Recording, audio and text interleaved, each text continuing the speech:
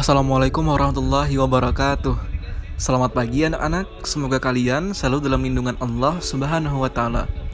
Pada pertemuan kali ini, kita akan mempelajari materi tentang jenis dan fungsi lembaga sosial yang terdiri dari lembaga agama, lembaga ekonomi, lembaga pendidikan, dan lembaga politik.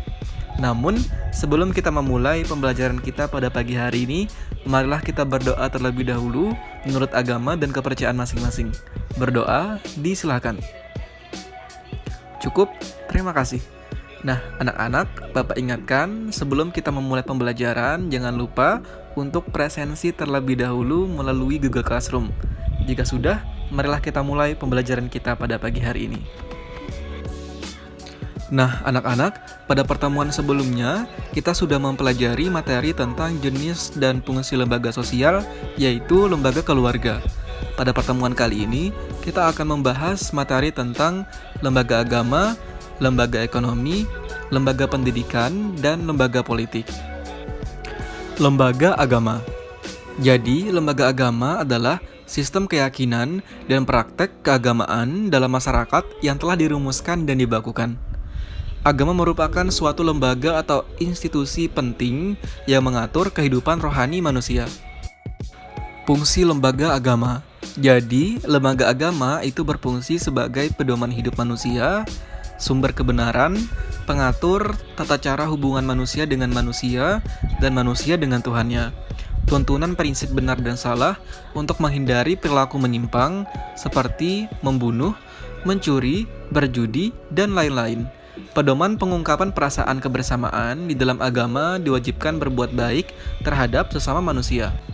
Pedoman keyakinan manusia berbuat baik selalu disertai dengan keyakinan bahwa perbuatannya itu akan mendapatkan pahala walaupun sekecil apapun. Pedoman keberadaan yang pada hakikatnya makhluk hidup di dunia adalah ciptaan Tuhan. Pedoman untuk rekreasi dan hiburan dalam rangka mencari kepuasan batin dengan tidak melanggar kaidah-kaidah agama. Selanjutnya adalah lembaga ekonomi. Lembaga ekonomi merupakan bagian dari lembaga sosial yang mengatur tata hubungan antara manusia dalam pemenuhan kebutuhan hidup sehari-hari. Lembaga ekonomi bertujuan mengatur bidang-bidang ekonomi dalam rangka mencapai kehidupan yang sejahtera dan terpenuhinya kebutuhan masyarakat. Secara umum, yang hendak dicapai dalam lembaga ekonomi adalah terpenuhinya kebutuhan pokok dalam kelangsungan hidup masyarakat. Fungsi lembaga ekonomi. Jadi, lembaga ekonomi berfungsi memberi pedoman untuk mendapatkan bahan pangan, memberikan pedoman untuk melakukan pertukaran barang atau barter, memberikan pedoman tentang harga jual beli barang, memberi pedoman untuk menggunakan tenaga kerja, memberi pedoman tentang cara pengupahan, memberi pedoman tentang cara pemutusan hubungan kerja, dan memberikan identitas bagi masyarakat. Lembaga pendidikan. Nah, lembaga pendidikan ini merupakan proses yang terjadi karena interaksi berbagai faktor yang menghasilkan penyadaran diri dan penyadaran lingkungan, sehingga menampilkan rasa percaya diri dan rasa percaya akan lingkungan. Dari pengertian tersebut, mengandung arti bahwa pendidikan adalah suatu proses yang mengalami tahap perkembangan yang terus-menerus. Untuk mencapai tujuan pendidikan tersebut, diperlukan lembaga pendidikan. Lembaga pendidikan adalah lembaga atau tempat berlangsungnya proses pendidikan yang dilakukan dengan tujuan untuk mengubah tingkah laku individu ke arah yang lebih baik melalui interaksi dengan lingkungan sekitar. Lembaga pendidikan merupakan sebuah lembaga yang menawarkan pendidikan formal mulai dari jenjang prasekolah sampai jenjang pendidikan tinggi baik yang bersifat umum maupun khusus.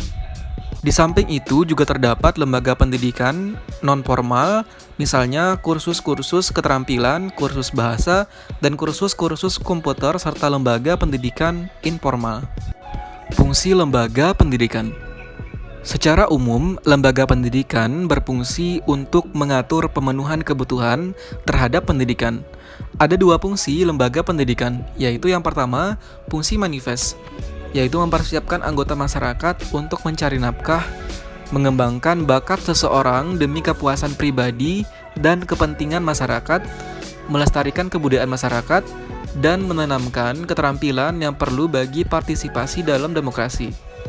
Yang kedua adalah fungsi laten atau fungsi yang tidak disadari, yaitu mengurangi pengendalian orang tua, mempertahankan sistem kelas sosial, dan memperpanjang masa remaja. Selanjutnya adalah lembaga politik.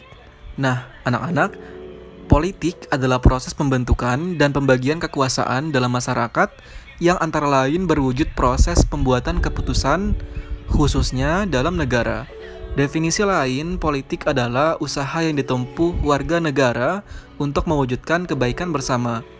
Lembaga politik merupakan suatu lembaga yang mengatur pelaksanaan dan wewenang yang menyangkut kepentingan masyarakat agar tercapai suatu keteraturan dan tata tertib dalam kehidupan bermasyarakat. Lembaga politik merupakan keseluruhan tata nilai dan norma yang berkaitan dengan kekuasaan. Lembaga politik di Indonesia. Lembaga politik di Indonesia antara lain MPR atau Majelis Permusyawaratan Rakyat, Presiden dan Wakil Presiden, DPR atau Dewan Perwakilan Rakyat, DPD atau Dewan Perwakilan Daerah, Pemerintah Daerah, DPRD Provinsi atau Dewan Perwakilan Rakyat Daerah Provinsi, dan DPRD Kabupaten atau Dewan Perwakilan Rakyat Daerah Kabupaten, serta partai politik. Fungsi lembaga politik. Jadi, lembaga politik berfungsi sebagai memelihara ketertiban di dalam negeri dan mengusahakan kesejahteraan umum. Fungsi lembaga sosial. Secara umum, lembaga sosial berfungsi sebagai memberikan pedoman pada anggota masyarakat bagaimana mereka harus bersikap atau bertingkah laku dalam menghadapi masalah-masalah yang muncul atau berkembang di lingkungan masyarakat, termasuk yang menyangkut pemenuhan kebutuhan hidupnya. Menjaga keutuhan masyarakat yang bersangkutan, lembaga sosial mengatur berbagai aktivitas masyarakat sehingga terwujud kehidupan yang serasi dan harmonis. Memberikan pedoman kepada masyarakat untuk mengadakan sistem pengawasan masyarakat terhadap tingkah laku anggota masyarakat. Nah, anak-anak, untuk pertemuan kali ini kita cukupkan sampai di sini. Video ini dapat kalian ulang-ulang di rumah sebagai pembelajaran. Jika ada pertanyaan terkait materi tentang hari ini, dapat kalian cantumkan di kolom komentar di bawah ini. Atau jika ada kendala dan pertanyaan terkait pertemuan kali ini, bisa kalian tanyakan di kolom komentar pada Google Classroom atau juga bisa melalui WhatsApp Bapak yang sudah Bapak cantumkan di Google Classroom. Dan jangan lupa untuk mengerjakan tugas yang sudah Bapak lampirkan di Google Classroom, serta mengucapkan terima kasih kepada orang tua ataupun keluarga yang sudah membantu dan membimbing kalian selama pembelajaran daring ini. Sebelum kita menutup pembelajaran pada hari ini, marilah kita berdoa terlebih dahulu menurut agama dan kepercayaan masing-masing. Berdoa disilahkan.